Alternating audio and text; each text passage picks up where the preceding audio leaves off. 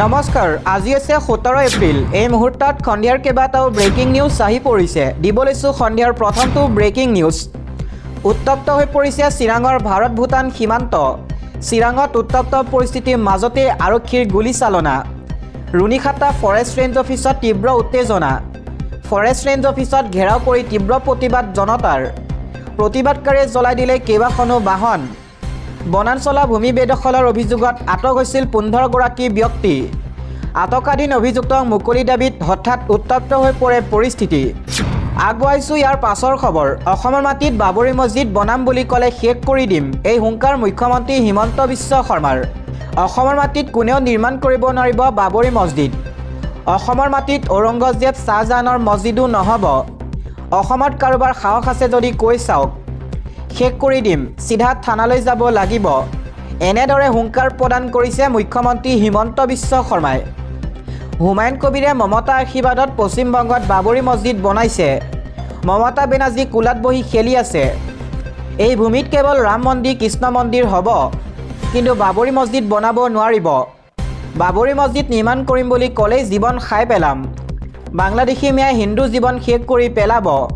বাংলাদেশী মিয়াই মুছলমানক খাই পেলাব। আমি মৰাৰ পূৰ্বে বাংলাদেশী মিয়াক খেদিবই লাগিব। লাঠ মাৰি মাৰি বাংলাদেশী মিয়াক খেদিব লাগিব।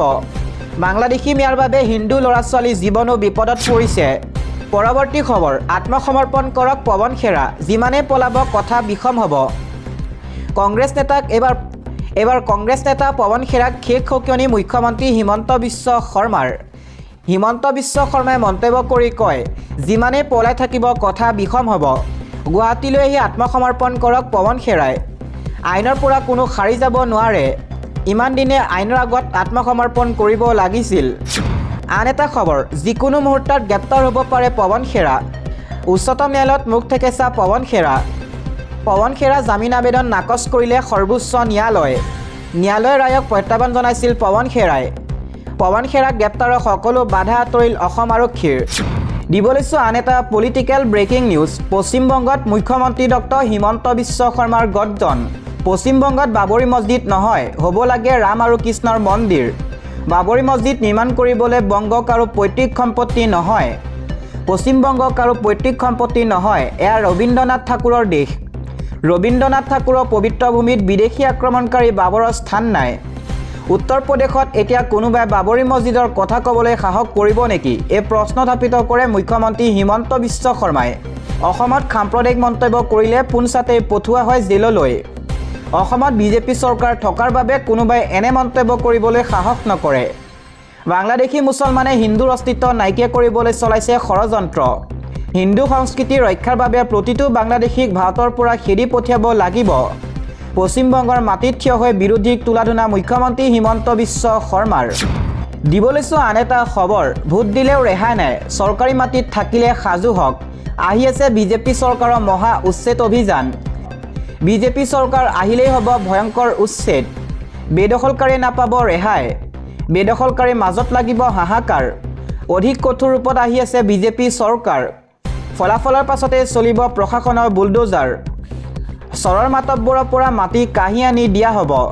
বৰ্তমানো ৰাজ্যত লাখ লাখ বিঘা ভূমি আছে উচ্ছেদ কৰিবলৈ।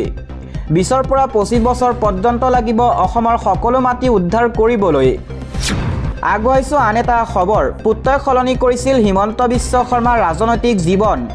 কংগ্ৰেছত থকাটো ভুল বুলি কৈছিল হিমন্ত বিশ্ব শৰ্মাৰ পুত্ৰ নন্দিলে। মই কেতিয়াও কংগ্ৰেছৰ পৰা আহিম বুলি ভবা নাছিলোঁ। নন্দিলৰ কথামতেই কংগ্ৰেছ এৰি বিজেপিলৈ আহিছিলোঁ। কংগ্ৰেছৰ পৰা লৈ অহাৰ বাবে মই ভগৱানকো ধন্যবাদ জনাইছোঁ। ৰাজনৈতিক জীৱনৰ 22 বছৰ কংগ্ৰেছত নষ্ট কৰিলোঁ। ৰাষ্ট্ৰীয় সংবাদ মাধ্যমত ৰাজনৈতিক ভৱিষ্যতক লৈ মুখ্যমন্ত্ৰী হিমন্ত বিশ্ব শৰ্মাৰ এই মন্তব্য। আন এটা খবৰ, মহিলা কোটাৰ বাবে নহয়, পিছদুৱাৰে সমষ্টি পুনৰ নিৰ্ধাৰণৰ বাবেহে। সাংবিধানিক সংশোধনী বিধেয়ক সন্দৰ্ভত গৌৰৱ গগৈ এই মন্তব্য। গৌৰৱ গগৈয়ে কয় যে মহিলা সংৰক্ষণক সমষ্টি পুনৰ নিৰ্ধাৰণৰ সৈতে জড়িত কৰা উচিত নহয় আৰু লোকসভা বৰ্তমানৰ শক্তিৰ মাজতে ইয়াক কাৰ্যকৰী কৰা উচিত।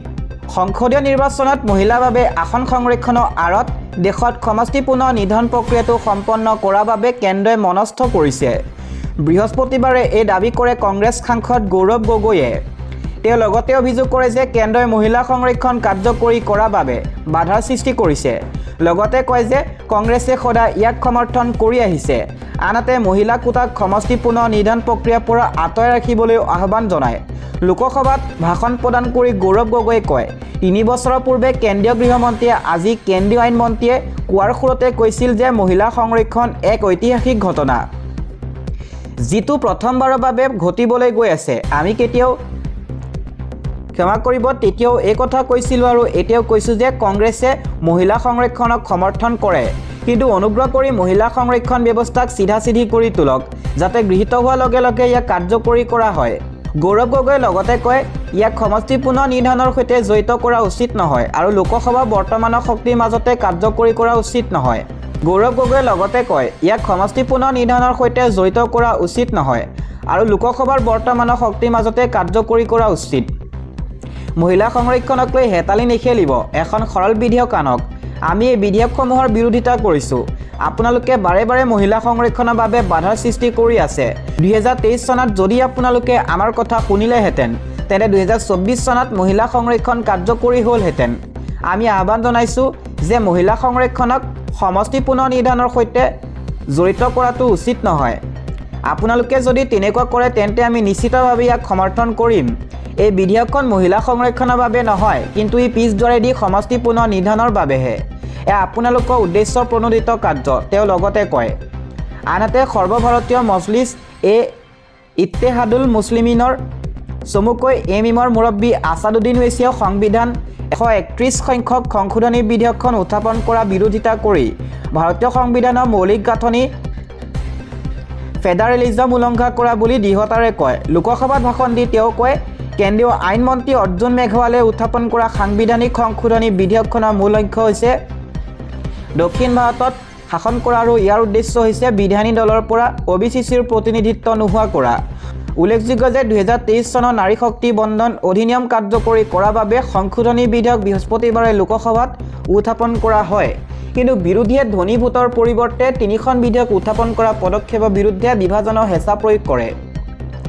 সাংবিধানিক সংশোধনী বিধেয়কখনৰ কাৰ্যকৰীকৰণ 2011 চনৰ লোকপিয়লৰ ভিত্তিত সমষ্টিসমূহৰ জনসংখ্যা ভিত্তিক পুনৰীক্ষণৰ সৈতে জড়িত। ইয়াত ৰাজ্যিক বিধানসভা আৰু লোকসভাৰ আকাৰ আৰু গঠন সলনি কৰাৰ লক্ষ্যৰে সমষ্টি পুনৰ নিৰ্ধাৰণৰ প্ৰস্তাৱ দিয়া হৈছে। প্ৰস্তাৱিত সমষ্টি পুনৰ নিৰ্ধাৰণৰ বিধেয়কখনৰ বিৰোধিতা দীৰ্ঘদিন ধৰি বৃদ্ধি পাই আহিছে। তেনে ক্ষেত্ৰত কেন্দ্ৰীয় নাৰী শক্তি বন্ধন অধিনিয়ম 2023 কাৰ্যকৰী কৰাৰ বাবে শেহতীয়াকৈ কেন্দ্ৰই খচৰা সংশোধনী বিধেয়কত অনুমোদন জনোৱাৰ পিছতে এই বিৰোধিতা অধিক তীব্ৰ ৰূপ ধাৰণ কৰে। কেন্দ্ৰীয় চৰকাৰে 2029 চনৰ সাধাৰণ নিৰ্বাচনৰ পূৰ্বে মহিলা সংৰক্ষণ প্ৰৱৰ্তন কৰিবৰ বাবে পৰিকল্পনা কৰিছে, যাৰ বাবে তেওঁলোকে 2023 চনৰ বিধেয়কত সংশোধন আৰু সমষ্টি পুনৰ নিৰ্ধাৰণ প্ৰক্ৰিয়া 2027 চনৰ লোকপিয়লৰ পৰা পৃথক কৰিবৰ বাবে এক সাংবিধানিক সংশোধন আনিব বিচাৰিছে। ইয়াৰ দ্বাৰা নিম্ন সদনৰ আসনৰ সংখ্যা 850খনলৈ বৃদ্ধি কৰাৰ প্ৰস্তাৱ চৰকাৰে আগবঢ়াইছে। ৰাজ্যসমূহৰ বাবে 815খন আসন আৰু কেন্দ্ৰীয় শাসিত অঞ্চলসমূহৰ বাবে বাকী 35খন আসনৰ প্ৰস্তাৱ দিয়া হৈছে।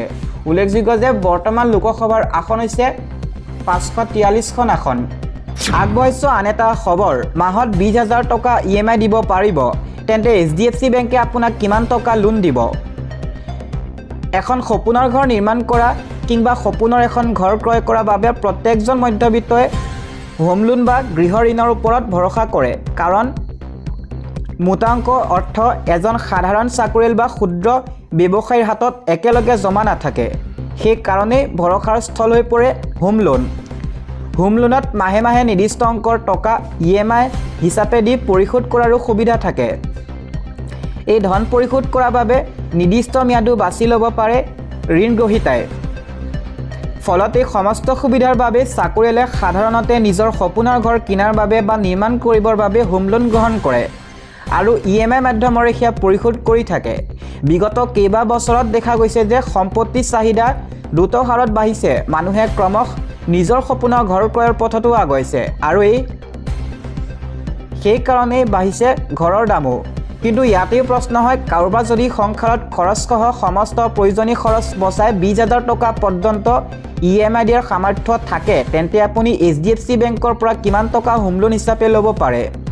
প্ৰথমে জানি থোৱা ভাল যে দেশৰ সকলোতকৈ ডাঙৰ বেচৰকাৰী বেংক HDFCত হোম লোনৰ ওপৰত সুদৰ হাৰ, যিটো ইংৰাজীত ইণ্টাৰেষ্ট ৰেট 8.70%, 8.70% অৰ্থাৎ 8.70%ৰ পৰা 9.55%। আনহাতে HDFC বেংকৰ ষ্টেণ্ডাৰ্ড হোম লোনৰ হাৰ 9.40%, অৰ্থাৎ 9.40%ৰ পৰা 9.95%। সেই হিচাপত যদি প্ৰত্যেক মাহতে EMI হিচাপে 20,000 টকা দিব পাৰে তেন্তে 8.75% হাৰত 20 বছৰৰ ম্যাদত আপুনি বেংকৰ পৰা লাভ কৰিব পাৰে 23 লাখ টকা। কোনোৱে যদি EMIৰ পৰিমাণ একেই ৰাখি লোন পৰিশোধৰ ম্যাদ আৰু বঢ়াব খোজে তেন্তে তেওঁ পাব পাৰে বেছি পৰিমাণৰ লোন। উদাহৰণ হিচাপে চোৱা যাওক, কোনোৱে যদি মাহিলী 20,000 টকা EMI দিব 25 বছৰ ম্যাদত ধন ঘূৰাব খোজে তেন্তে লোন হিচাপে বেংকৰ পৰা ল'ব পাৰে 25 লাখ টকা। আকৌ যদি লোনৰ ম্যাদত 30 বছৰ কৰিব খোজে তেন্তে তেওঁ 26 লাখ টকা বেংকৰ পৰা ঋণ অৰ্থাৎ লোন ল'ব পাৰে। ইয়াত EMI 20,000 পৰা অলপমান বাঢ়ি 20,454 টকা হ'ব পাৰে।